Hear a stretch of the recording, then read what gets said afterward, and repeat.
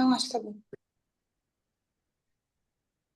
Bom dia pessoal, sejam muito bem-vindos, muito bem-vindas. Essa é a aula semanal número 31 e essa aula acontece normalmente toda quinta-feira, 11 horas da manhã. Só que essa quinta-feira foi o feriado, né, do Corpus Christi, então a gente está fazendo hoje, sexta-feira, e eu faço essa aula para tanto os gestores de estúdio de Pilates e também os instrutores que querem aprender a ter um domínio técnico e um padrão de atendimento que encanta e fideliza os clientes, os alunos, tá? E hoje a gente está com essa novidade estreando, né?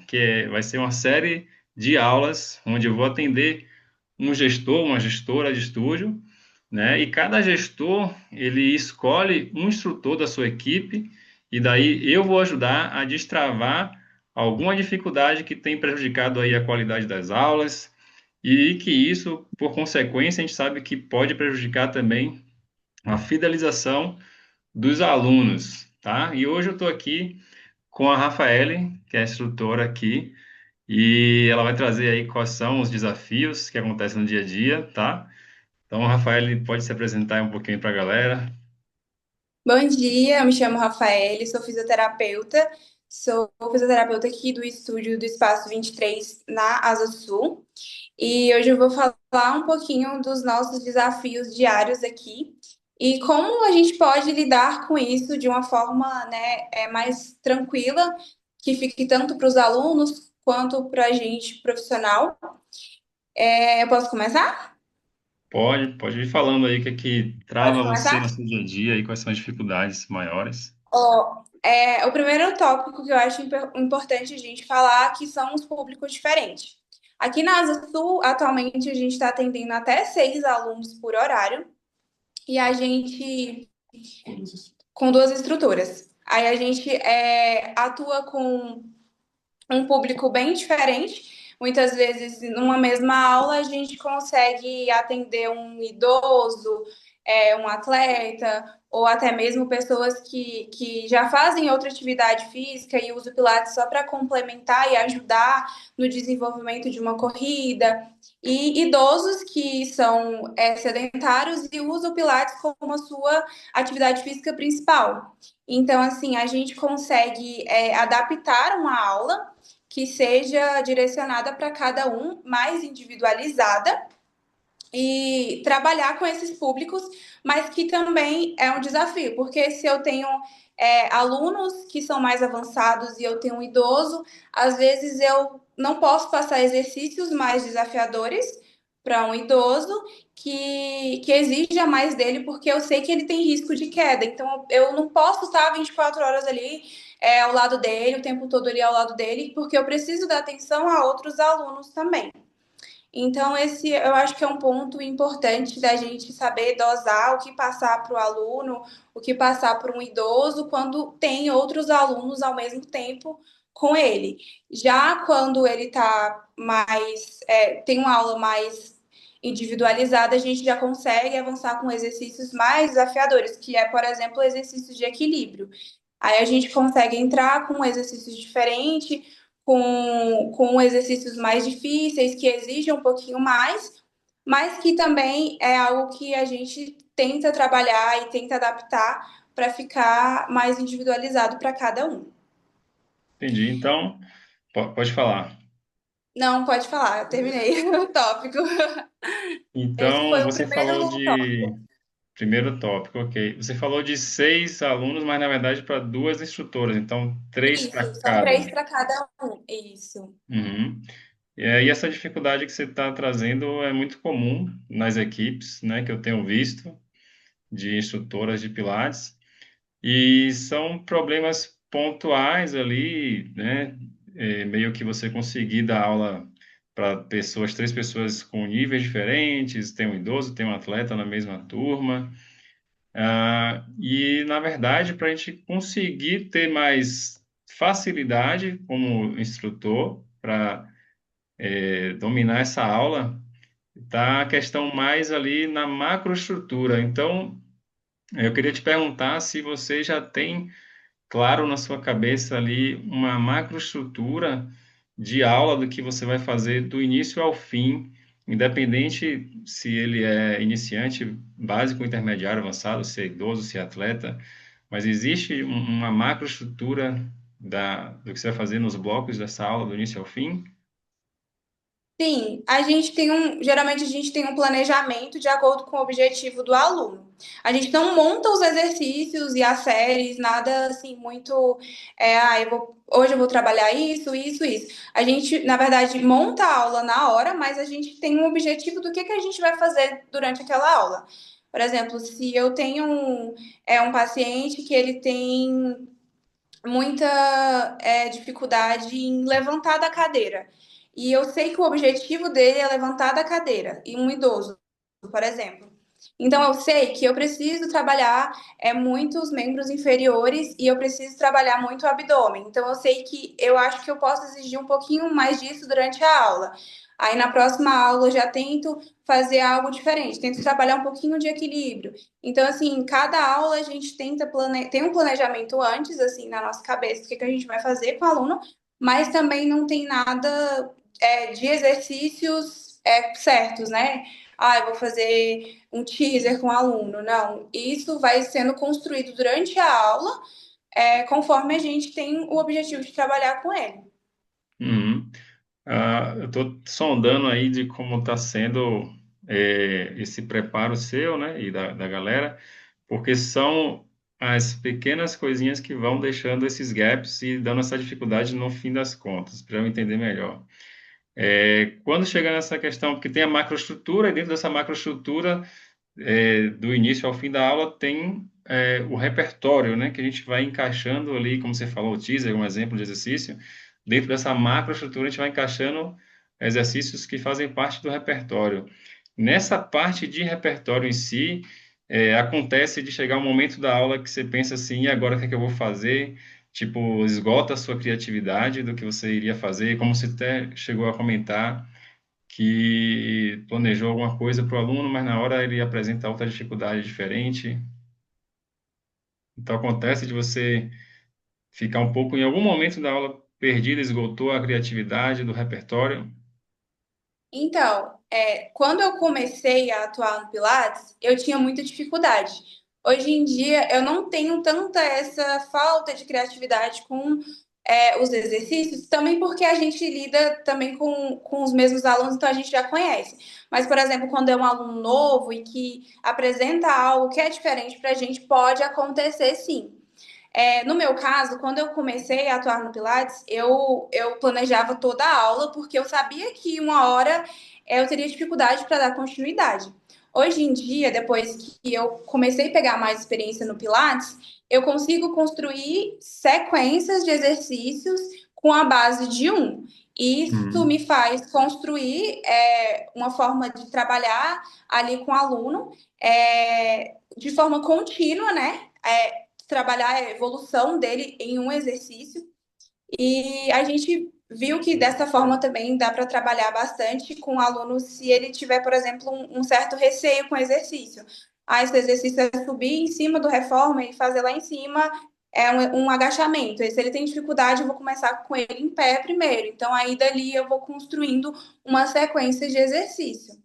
Uhum. Mas eu começo sempre da base para poder depois ir avançando e para no meio o aluno não parar e nem eu me perder durante os exercícios. Mas no Uhum. começo era desafiador, era muito difícil eu montar sequência de exercícios para poder dar, porque além de eu não conhecer os alunos, eu também tinha dificuldade como profissional. Entendi. Então, sobre essa questão, vamos começar pela macroestrutura, o que é que eu geralmente recomendo para os meus alunos que são instrutores, né, instrutoras. A macroestrutura da aula, é bom a gente dividir em três blocos ali, que é a sequencialização, individualização e finalização de aula, né? Uhum. Quando a gente vai para essa primeira etapa da aula, que é a sequencialização, o Joseph, ele criou o método para ser focado ali no desenvolvimento neuropsicomotor. Então, a gente vai pensar nos padrões de movimento, né? Ao invés de pensar logo na parte lá do equilíbrio, do objetivo, Claro que o objetivo de cada aluno individualmente tem que estar na nossa cabeça, mas para facilitar essa condução até para grupo, que estão fazendo coisas diferentes, em níveis diferentes, é ter essa macroestrutura. Então, a sequencialização, vou pensar nos padrões de movimento. Então, flexão e extensão, flexão lateral e rotação, tá? Então, quando você pensar na flexão, não só flexão da coluna, flexão de quadril, tá? Iniciando a aula de uma forma mais tradicional, o aluno deitado, né? E depois vai mudando essas posturas, verticalizando essa postura para mais para o final da aula, assim ele está numa postura vertical, em pé, e os exercícios até de equilíbrio. Aí, saindo dessa primeira etapa da sequencialização, tem a segunda, que é a individualização, que é onde a gente vai pegar mais especificamente o problema daquele aluno ali, tá? As dificuldades dele, se ele tem uma patologia, se ele tem uma dor específica, se ele é o idoso ou se ele é o atleta que precisa de certo rendimento. Então, é nessa segunda etapa que a gente vai um pouco mais específico nisso. E também o conhecimento do repertório, essa intimidade com o repertório que a gente deve ter, né? Porque o repertório a gente sabe que é muito grande, só que quanto mais a gente tem a intimidade com ele, a gente consegue transitar para até adaptar, né? Que a gente sabe que precisa adaptar. Então, se eu tenho em mente essa macroestrutura, eu tenho essa intimidade com o repertório, eu consigo com mais facilidade conduzir ali três alunos de condições diferentes, sem estar me esforçando tanto para puxar ali o que é que eu vou fazer com ele, tá? Se fica de uma forma mais clara. Não sei se você já trabalhou dessa forma, se ficou claro para você, deu para entender como que seria essa estrutura? Sim, sim, compreendi. Você atende alunos com patologias? Sim, aqui os alunos que têm mais patologia, eles ficam no horário que eu atendo, geralmente de manhã. Aí são os idosos que têm mais risco de queda, osteoporose, idosos com lesões que já apresentaram. A gente atende muito paciente oncológico aqui também, que estão em remissão. Então, tem muitas patologias Uhum. no horário. E uma coisa que eu também faço algumas vezes, né, é ver a possibilidade de cada aluno de mudar de turma, de horário, tá? É, claro que se o aluno não tiver possibilidade, a gente vai manter, tipo, o idoso com o atleta. Mas eu sugiro para algumas turmas minhas, para ter um desenvolvimento melhor daquela aula e para eles, é, de ele mudar de horário para uma outra turma que tem um público parecido com ele. Então já aconteceu de eu estar com três alunas, sendo que duas estavam fluindo na aula e uma delas sentindo muita dor na torácica e movimentos até mais simples com ela estava mais difícil, então demanda mais atenção da gente, tem que ir lá parar mais com ela e tentar adaptar melhor para Acaba que ela. alguns se sentem mal também, né? Porque vê ali a outra pessoa ali fazendo uns exercícios bem mais avançados e ela ali Uhum. já naqueles exercícios mais tranquilo. Então, acaba que acontece isso também. Aham, exato. E aí dá certo. Tem pessoas que ali, por exemplo, principalmente os idosos que são aposentados, têm mais flexibilidade de horário, então eles acabam aceitando bem essa mudança de horário para uma turma que está ali mais semelhante a ele. Então tem até para você também como instrutora fica mais fácil, né? Para conduzir. Esse é um ponto Edivaldo, legal. Pode eu falar. posso aproveitar seus ensinamentos aí e tirar uma dúvida como gestor? Pode sim. Opa, vou aparecer aqui do ladinho da Rafa. Eu Pode sou o chegar aí. Arthur, sou o Arthur, gestor do Espaço 23 Pilates, e abordando esse tópico, eu queria saber se tem. Recentemente a gente tem encarado isso como dificuldade justamente de lidar com alunos de públicos diversos, né, nos horários. Aqui a gente tem uma dificuldade, assim, que é a questão de uma escada, que acaba dificultando o acesso dos idosos nos dois espaços. Mas eu quero saber se é usual e se tem a possibilidade da gente oferecer um serviço diferenciado para esse público. E aí determinar, por exemplo, às vezes oferecer um atendimento personalizado, como que eu poderia fazer isso, e trazer outra instrutora para estar atendendo individual esse aluno. E se isso seria benéfico, se teria um propósito, ou se isso, assim, eu quero saber como é que está isso no mercado, assim, se isso é bem visto, ou se os alunos Uhum. têm uma dificuldade de encarar essa possibilidade. Quando você tem realmente uma pessoa com muito mais limitações, é muito bem-vindo essa sugestão, essa estratégia de trazer ele para uma aula privada, né?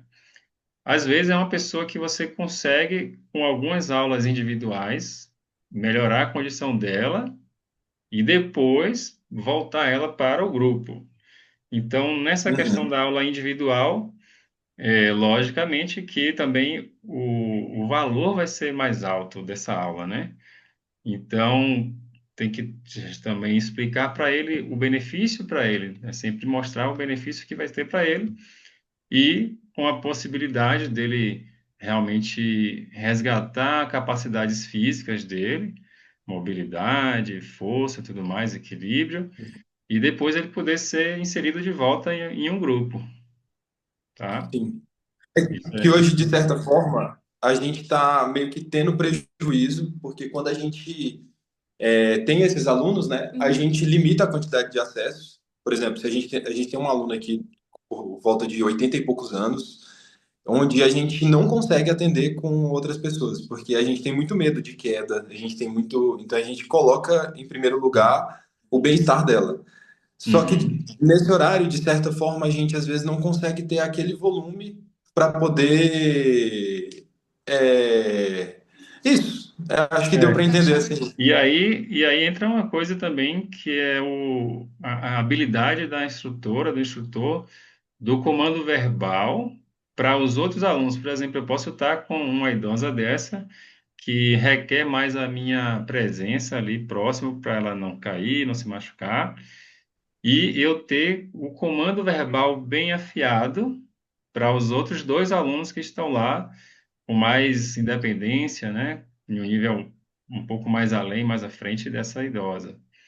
Então, também requer essa habilidade da gente, do comando verbal, de treinar esse aluno para que ele tenha mais independência. Os alunos mesmo que super saudáveis, atletas mais avançados, mas treinar ele que eles tenham autonomia até para mexer nos equipamentos também. É Legal. outra forma ele de estar conduzindo ao mesmo tempo esse grupo heterogêneo. Ótimo. E Não. deu para Obrigado. sanar bem aí essa dúvida? Sim, com certeza. Até um dos tópicos que a Rafa tinha separado aqui também, que você pontuou, a questão do comando verbal, né? Como, É. vou deixar ela dar na sequência aí, mas obrigado e eu vi que é possível aí da gente montar essa estrutura para esse público mais diverso. Beleza, beleza. Então agora a Rafa vai mandar aí mais uma questão, né? Já emendando no comando verbal, era algo que eu tinha citado também, que no começo eu tinha muita dificuldade. A gente aqui demonstra geralmente exercícios para pessoas que têm mais dificuldade, mas é algo que eu estou trabalhando nos alunos. É isso que fica melhor para eles também, que eles garantem, igual você falou, essa independência, e para nós como instrutores, porque a gente acaba que fica também menos cansado, né, de demonstrar os exercícios. E eu queria que você falasse também dessa questão do comando verbal, de como fazer essa transição, passar essa transição dos alunos que já estavam acostumados com tanta demonstração, para a gente que só quer dar o comando e ele fazer o movimento. Uhum. É assim, se a didática for facilitada, se o aluno entende o que ele tem que fazer, através de um comando ou de um hands-on, né, um toque ali tátil na pessoa, mais importante é que ela consiga fazer o exercício como foi proposto, né? E ter Sim, os benefícios. Então, independente se você está demonstrando ou não, se sim, você tiver um bom comando, eu acredito que não tem, vai ter resistência. Não, não existe essa coisa também de uma resistência por mudar a didática, né? Desde que ele está vendo que está fluindo bem a aula para ele. E o sim, comando ele tem que ser da forma mais simples possível. A gente não trazer termos técnicos, né? A menos que sejam. Você tem um aluno que você sabe que ele é da área da saúde, como eu tive uma aluna que ela era médica, por exemplo, e entendia certos termos anatômicos e tudo mais, e aí eu falava. Mas para o público geral, a gente falar os termos mais simples possíveis, evitar o excesso de comandos, tá? Então, são sim, comandos simplificados mesmo, que ele entenda o que ele tem que fazer. E, claro, para que a gente, como instrutor, tenha essa habilidade e criatividade de como fazer o aluno entender sem estar demonstrando, quando a gente tem mais domínio do método em si, da prática em si dos exercícios, é outra coisa que vai facilitar o que você deu o comando, porque tem lá uma hora que o aluno, você fala uma coisa, ele não consegue executar como deveria ser, você sabe qual é a dificuldade daquele exercício, então você vai saber o que falar para ele enfatizar mais naquele momento lá, de um exemplo de uma contração mais intensa de abdômen, de mobilizar uma sim, vértebra por vértebra, para ele fazer o movimento mais distribuído na coluna. sim, E até no caso dele, acontece de, mesmo você dando bons comandos, o aluno ainda não conseguir entender, não conseguir fazer. É aí que entra a habilidade do sim, hands-on, de você dar toques também precisos, que vai fazer. Porque a nossa pele, né, ela tem os receptores do toque, da pressão da pele, que eles levam a informação bem rápido para o cérebro. E se for bem guiado esse toque, também vai fazer com que ele entenda. Eu gosto até de falar, eu costumo falar com os instrutores que eu acompanho, que um toque às vezes vale mais que 1.000 palavras, que o aluno entende é, muito mais rápido e acerta ou o movimento ou a postura que ele tem que ficar, tá? Então, tudo isso realmente facilita bastante a sua velocidade de conduzir 3 alunos, sem ter que estar demonstrando para cada um deles. Faz sentido? essa faz sentido. Essa questão do toque, ela é muito interessante, porque aqui a gente tem um aluno pela manhã que ele tem baixa visão. E ele também se eu não me engano, ele tá com 85, 84 anos, nessa faixa de idade. E ele tá perdendo a visão aos poucos, né? Assim, até chegar no nível irreversível, a doença que ele tem, ela é progressiva. E assim, cada vez que passa, a visão dele tende a piorar um pouquinho. E aí Uhum. a gente demonstra muitos exercícios para ele, mas eu estou usando o comando verbal, e essa questão do toque faz muita diferença, porque às vezes ele não consegue, muitas vezes, enxergar o que que ele está fazendo. E eu falo, estica o joelho, toca no joelho dele. Então ele tem uma noção do que ele tem que fazer. E ele também não escuta muito bem. E aí é onde a gente também tem que ter uma atenção maior nas correções, na forma de corrigir, falar um pouco mais alto, porque aí a gente consegue dar uma aula para ele também não ficar perguntando ou se sentindo mal por ele não estar entendendo do que ele tem que fazer na aula. Porque isso ocorre muitas vezes. E isso é um pouquinho chato, porque às vezes a gente está falando e o aluno não consegue entender o que a gente quer passar para eles e eles se sentem mal porque eles não conseguem entender o comando que a gente está dando para ele. Então, assim, eu acho que é importante também a gente entender como que a gente deve passar, falar de forma mais tranquila, passar de forma, falar um pouco mais alto, porque muitos deles têm, idosos têm dificuldade para escutar. Então, eu queria que você falasse também um pouquinho dessa questão, né, dos alunos que têm dificuldade auditiva e visual também.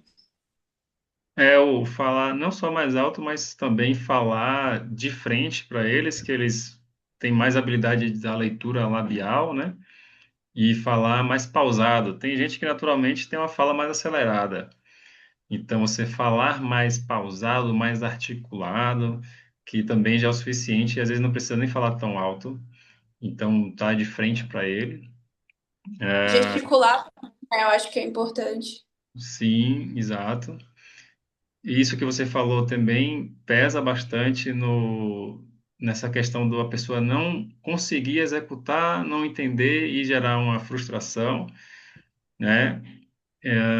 Eu tenho uma aluna também que uma vez, algumas vezes, na verdade, já chegou a falar que fazia tudo errado, né? Mas hoje em dia ela já não fala mais porque tanto ela veio pegando mais ali o hábito de entendendo como era que ela tinha que fazer os exercícios, como também eu expliquei para ela que o Pilates, por si só, ele tem muitas correções, então a gente tem que corrigir de uma forma gentil, porque o Pilates, sim, sempre vai ter correções, independente da pessoa, do nível que a pessoa se faz, que a gente está buscando a melhor capacidade dela, extrair o máximo da capacidade dela. Então, sempre vai ter correções, né? Então, alinhar realmente isso, essa expectativa de que a pessoa não tem que fazer tudo perfeito, né? Mas a gente está buscando o melhor dela, não que ela tenha que ser melhor do que o outro, fazer igual ao outro, se comparar, né, com o outro que está do lado. E o quanto mais você conseguir facilitar para ela, melhor, né? Com o toque que a gente já falou aqui. Não pular etapas que muitas vezes também, por falta de intimidade com o repertório e também pela internet em si, que sempre traz muitos vídeos, a gente acaba, muitos instrutores acabam pesquisando vídeos diferentes para ter criatividade, né? E muitas vezes a pessoa, o instrutor entra no erro de querer fazer exercícios que sejam motivantes, assim, interessantes, diferentes, desafiadores, mas não buscou ali a base, né? Eu vejo muito isso, a galera pular a etapa, querer fazer um exercício de equilíbrio que para um instrutor talvez não seja tão difícil, mas para aquele aluno ainda ele não está preparado, então a pessoa pula a etapa, quer fazer um exercício mais desafiador para que seja motivante e acaba sendo frustrante porque realmente a pessoa não consegue. Então tem muito repertório da base, né?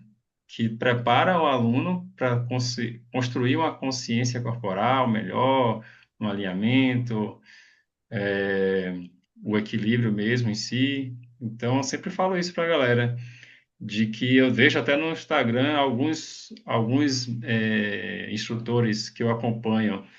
Eu até tenho o Instagram deles e vejo que acabam fazendo coisas que a gente nem viu no treinamento. E aí eu puxo a orelha, né? Pô, vocês estão fazendo coisas que nem são é um exercício tradicional mesmo do Pilates, buscando uma novidade interessante para o aluno, né? E acaba perdendo o real construção de uma evolução. Para você pegar um aluno que está ou no nível básico, ou que tem uma restrição lá, uma limitação física, e construir com ele todo o seu alinhamento, a sua consciência corporal, seu centro de força bem preparado. Então, se pula muito. É muito comum esse erro, que vai acabar justamente nisso que você falou aí, né? Da pessoa ficar frustrada depois, por não estar conseguindo fazer a aula. Faz sentido aí Sim, também? faz sentido. Eu tinha É, falado, pode falar. pode falar. Não, pode dar continuidade, depois eu falo. Eu lembrei que eu tinha falado no início lá de três etapas da aula, né? Que agora, no meio dessa conversa, eu lembrei da sequencialização, individualização e tem a terceira parte, que é a finalização da aula, que traz sequências específicas que o Joseph criou, que vão também, já que a gente falou nessa coisa do estado mental, foi aí que eu me lembrei, né? Do estado mental, psicológico, da pessoa se sentir incapaz, tudo mais. Então, tem uma terceira etapa da aula do Joseph que era justamente para trazer um estado de vigor físico e mental, independente do nível da pessoa.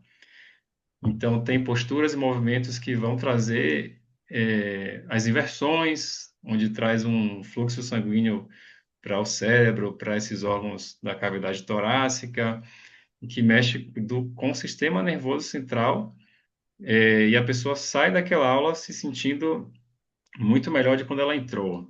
Posturas verticais de abertura de peito, sequências de calistenia, que não é somente aquela calistenia de se pendurar nas barras, como a gente vê avançados, mas o sentido de calistenia é o vigor físico e mental, né? O sentido da palavra e do método em si é vigor físico e mental. E o Joseph trouxe isso também dentro do método dele, entre outras influências, que era essa série de calistenia que faz a pessoa sair com estado físico e vigor mental, se sentindo muito mais autoconfiante diante da vida. Esses alunos idosos também, eles podem fazer essa sequência e se sentir mais capazes também, com estado mental muito mais altruísta, né, de quando entrou. E tudo isso acaba repercutindo até na questão da fidelização. Falar em fidelização, queria saber se vocês também estão tendo essa barreira aí, dificuldade de fidelizar uma certa quantidade aí de alunos de vocês. Então, depende, eu acho que vai muito da turma também, porque eu acho que o que mais limita hoje da fidelização os horários, porque graças a Deus nossos horários estão bem cheios, mas assim, é igual o Arthur também estava comentando, tem turmas que a gente também não consegue encaixar e acaba que o aluno não fideliza por já ter outras pessoas com comorbidades ali, dificuldades, e eu acho que isso é o que mais está limitando a gente hoje, né? De essa questão de não encaixar, conseguir a agenda para aquele aluno por uma turma estar mais cheia. Tem mais alguma coisa a colocar, Arthur? Vou acrescentar só um ponto de vista também. É, acaba que uma coisa que está dificultando a fidelização é muita questão das parcerias com o Gympass e com o Total Pass. A gente começou a atender aqui no nosso estúdio com essas plataformas Sim. que foi positivo, assim, a maioria tem ficado, mas a gente percebe que como não tem aquele vínculo de contrato, como não tem, a pessoa fica mais displicente e não dá continuidade. Então, assim, Uhum. então eu acredito que os alunos, a gente tem alunos aqui que está com a gente desde o início, tanto aqui quanto em Taguatinga, a gente tem turmas que a gente já tem um apego emocional, assim, porque realmente já abraçaram o estúdio, de verdade, eu tenho uma gratidão muito grande por esses Aham. alunos. Mas aí eu acho que o desafio maior que tem sido com relação à fidelização é essa questão dessas plataformas que veio para facilitar a parte do consumidor, mas para a gente, gestor, tem sido um desafio. Fica muito fugaz, né? Muito E acaba que quando instável, falta, né? dica. E quando falta, a gente não recebe, né? Então, assim, acaba. Uhum. A gente tem tido um pouco de dificuldade em lidar com isso. E no caso também, a capacidade máxima das duas unidades aí foram alcançadas a capacidade máxima de alunos ou poderia encher ainda muito mais? Hoje eu acredito que seja 6 alunos mesmo, assim, nos dois estúdios. Uma das coisas. Você diz com relação a isso? Mas eu falo assim, de todos os horários, né, da carga horária completa do estúdio, tá tudo preenchido ou ainda Não, você teria capacidade para receber mais alunos? a gente tem capacidade para receber mais alunos, principalmente no período da noite e da Uhum. tarde, né? A gente funciona aqui Uhum. até as 9 horas da noite e a gente está passando por um momento onde as turmas da noite estão mais reduzidas. Assim, ali se a gente for falar em capacidade, eu acho que a gente está hoje com 70% da nossa capacidade, 68%. Uhum. Tendo quase 30 a mais aí faz uma boa diferença mesmo. Com certeza. E vocês suspeitam de alguma coisa que possa estar, esses alunos, por exemplo, do Gympass, né? Vocês suspeitam de Uhum. algo que poderia estar minando essa fidelidade deles? Pois é a concorrência, né? Então, realmente, a gente tem que tá sempre querendo oferecer nosso melhor, melhorar esse Uhum, ponto. Mas uma das coisas que eu acredito que. Eu não sei se isso é. A gente desenvolveu um mecanismo aqui para ver se a gente fideliza essa galera, né? A gente permite que eles deixem horários reservados, os alunos do Gympass, e aí, quando eles vão. Em caso de duas faltas ou mais, aí a gente retira aquela disponibilidade de horários e aí eles têm que entrar em contato de novo para ver o horário novamente. uhum, É um dos mecanismos que a gente está tentando fazer também para fidelizar. uhum. Isso com relação à parte sem ter de aula, né? Entendi. Então, mas esses alunos, claro que eles têm essa facilidade, tudo que vem fácil, vai fácil, mas se vocês entregarem, como você falou aí, né, tem a concorrência. Se vocês entregarem um serviço totalmente diferenciado da concorrência, pode ser o mais fácil ou mais barato que seja para eles através do Total Pass, de Gympass, o que seja, que se essa aula fisgar ele, ele não vai querer sair daí, entendeu? Assim como esses antigos que você já tem, que criaram um vínculo, né, até emocional, mas esses novos então, são mais fugazes, mais difíceis de pegar, de fisgar. Então, se tiver um serviço, um atendimento diferenciado, realmente, por mais que seja facilitado esse preço e a entrada e saída, eles vão tender E a ficar fiéis aí também. E quais até seriam os chegar no. principais pontos que você acha para a gente poder justamente fisgar esse aluno, fidelizar ele? O que você acredita que a gente pode estar melhorando para essa percepção de valor ser agregada? Desde o primeiro momento, né, da entrada dele, que é a forma que. A simpatia não se fala, né? Essa questão de atender bem, que infelizmente tem lugares que ainda tem funcionários um pouco indispostos, né? Tenho certeza que não é o caso aí da Rafael, que é bem simpática, mas isso é um detalhe. Mas desde a forma que a gente avalia, porque o profissional, seja da fisioterapia ou da educação física, tem seus vícios ali da forma de avaliar, uma forma muito tradicional que tiveram outras mudanças na forma de avaliar também da escuta ativa, que traz muito mais, não só a empatia com a história da pessoa, né, mas também o empenho. Ela é uma forma de comportamento que a pessoa vê que você tem um empenho realmente. Ok, aí você mostrou isso com a forma de avaliar ela, de fazer uma anamnese, ela percebe que realmente ela foi entendido e vai ser trabalhado aquilo. Ok, agora na hora que começou realmente a aula, o programa de aulas, aí durante 2 semanas, um mês, a pessoa vai realmente sentindo se aquilo está de acordo, se ela está alcançando realmente os objetivos dela, se ela está vendo diferença na vida dela, tá? O quanto faria falta para ela sair desse lugar, né? Toda essa forma das habilidades que vem também aí, também as técnicas, né? Tem os soft skills, que é essa habilidade social, e tem as técnicas também que a gente veio conversando aqui ao longo da aula hoje. Basicamente isso aí. Beleza? Entendo. Então, algo mais que eu possa ajudar vocês hoje?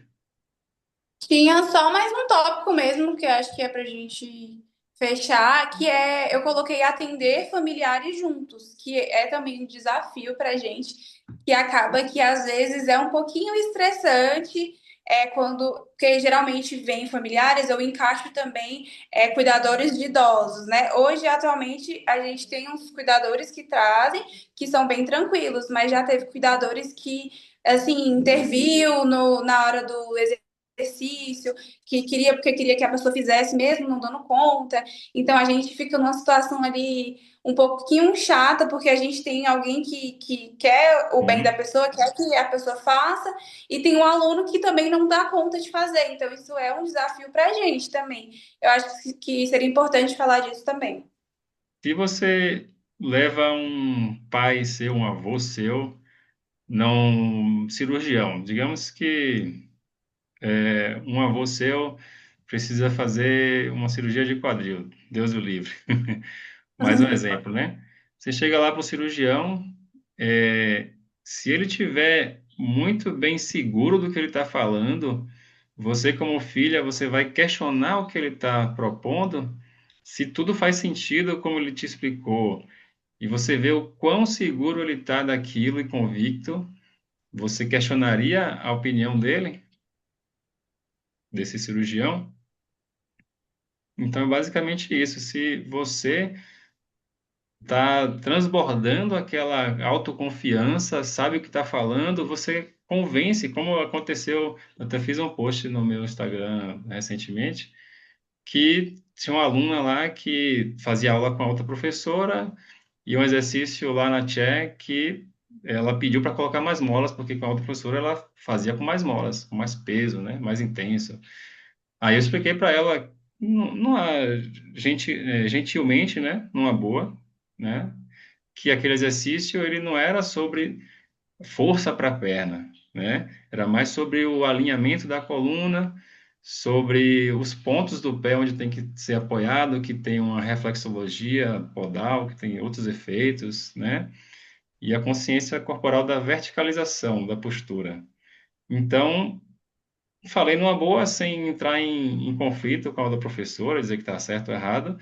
E essa aluna saiu, esse aluno, na verdade, era um homem, saiu assim encantado com o exercício em si, disse que adorou e que fez muita diferença na consciência corporal dele, que ele nunca tinha feito dessa forma, aí que realmente ele entendeu o sentido do exercício. Então, nesse caso não foi um familiar, mas foi uma pessoa que estava com uma certa resistência ao que eu fiz, que era uma mola mais leve, que é o que tinha que ser feito naquele exercício, para uma mais leve, não porque a pessoa era mais fraca, nada disso, entendeu? Então ele viu que eu sabia o que estava fazendo e, ao invés de ficar batendo de frente comigo, ele achou ótimo.